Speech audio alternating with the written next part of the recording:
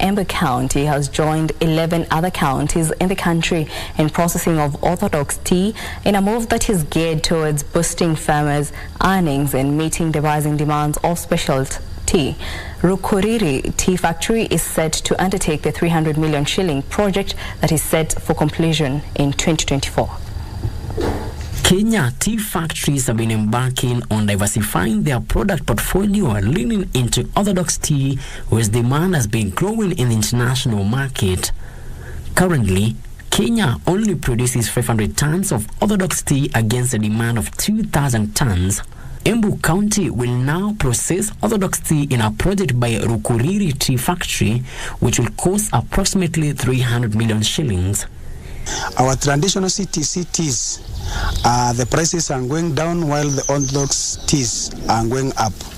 Together with the help of the government, we are going to install one line at first, accompanied by 2 automatic withering machines. The factory chairman, Joseph Ranjau, says there is need for collaboration in funding and financial will extend a moratorium of up to 3 years before starting repayment. Tunasema mambo ya quality pale kwa kuchuna majani. Lazima achune majani to leaves and bud. Sababu hii majani ya orthodox lazima ikuwe quality mzuri ili ile wakati unaenda kuuza at least inakuwa na market mzuri.